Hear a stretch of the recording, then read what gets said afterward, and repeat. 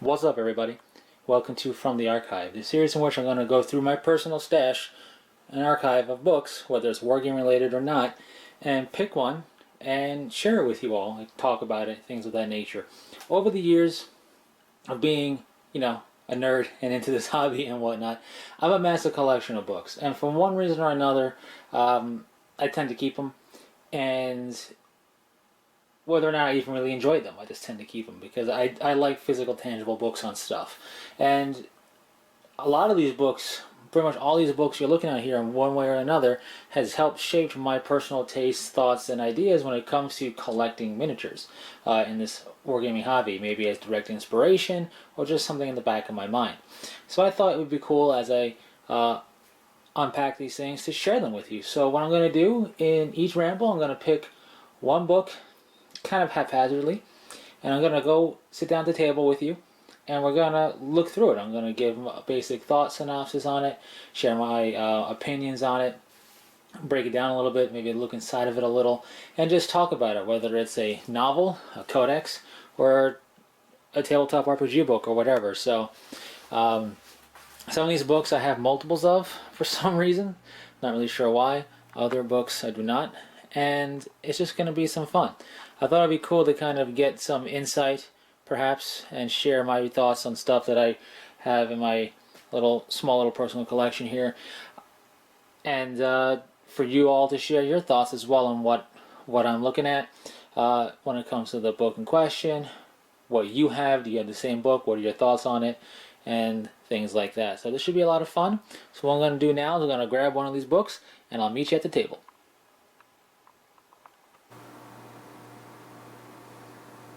Welcome back to the table. In this episode, we're looking at a miniature wargaming book.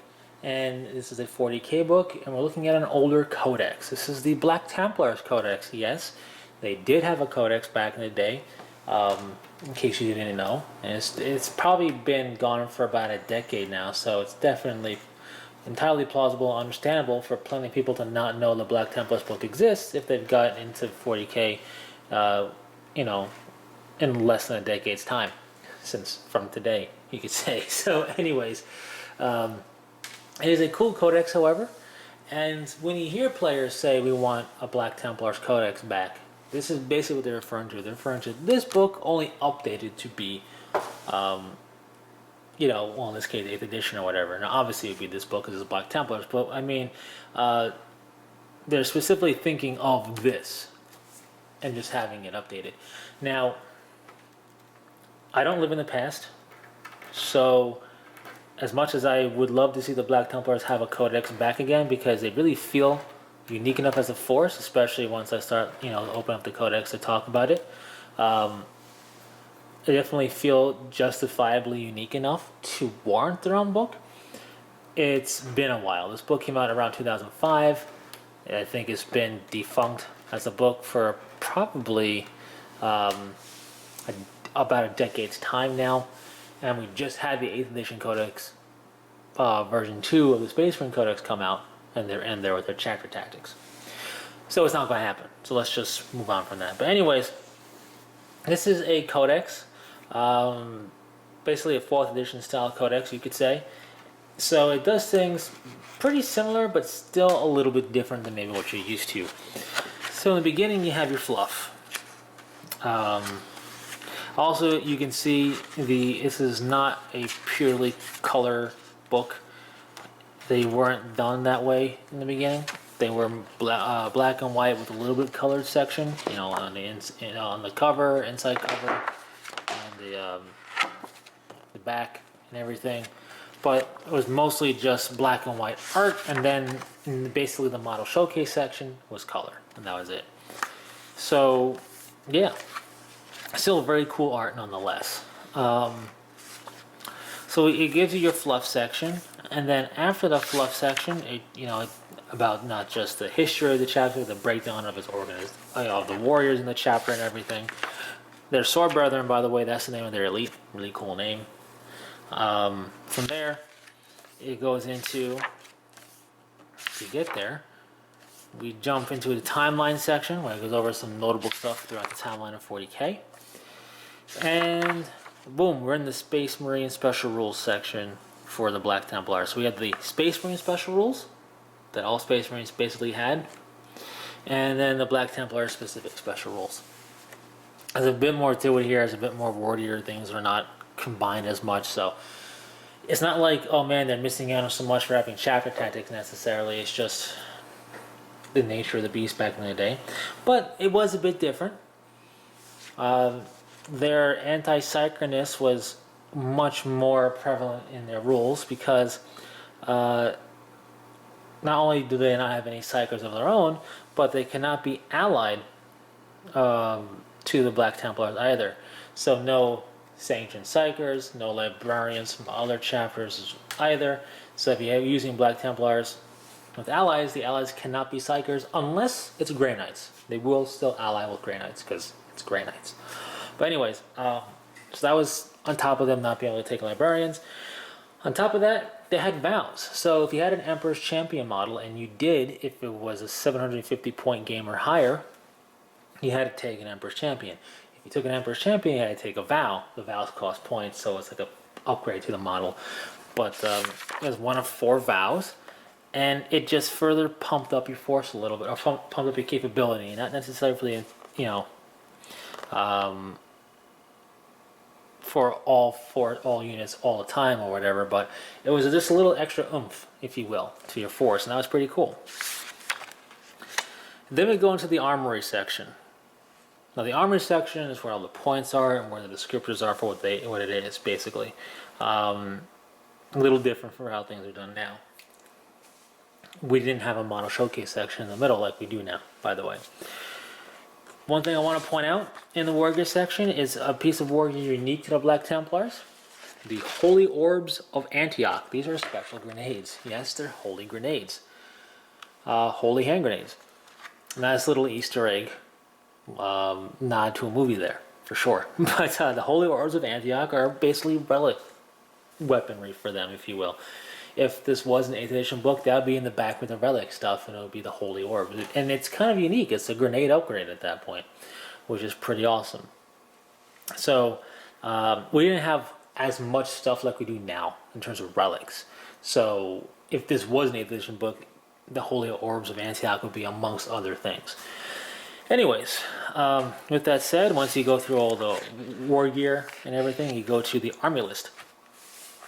So your captain equivalent is your marshal or castellan, the Emperor's Champion, as I mentioned. You then have, of course, your chaplain and command squads. You had your Terminator squads, which were referred to as Sword Brethren Terminators and Sword Brethren Terminator Assault. And then you had your Power Armor guys, which were just Sword Brethren. Now, they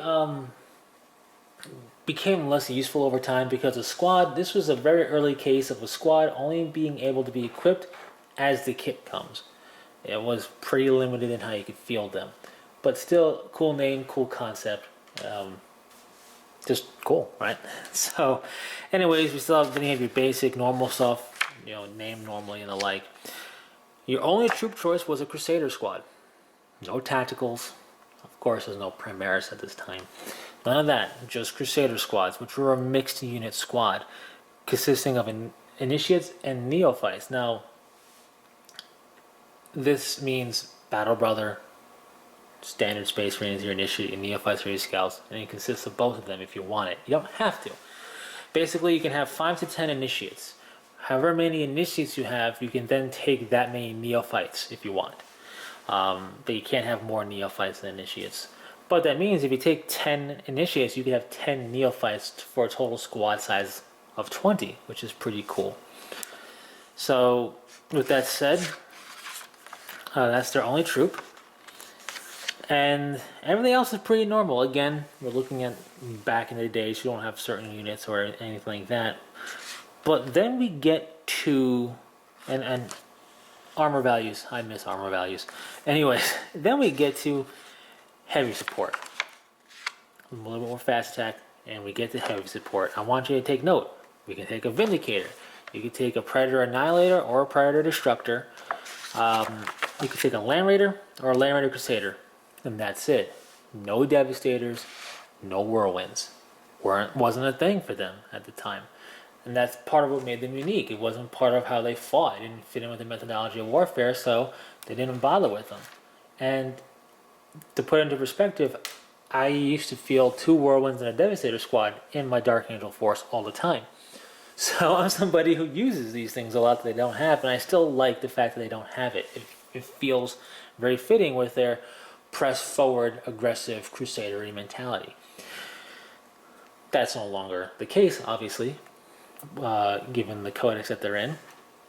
But that was very unique and interesting, and I liked it amongst the other stuff. And then we go to the special characters, High Marshal Helbrax and Chaplain Grimaldus.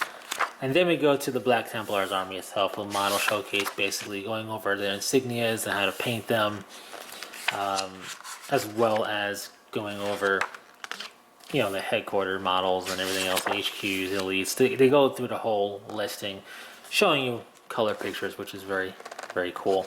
So, a cool codex. It's a codex that is defunct. It's been defunct for years.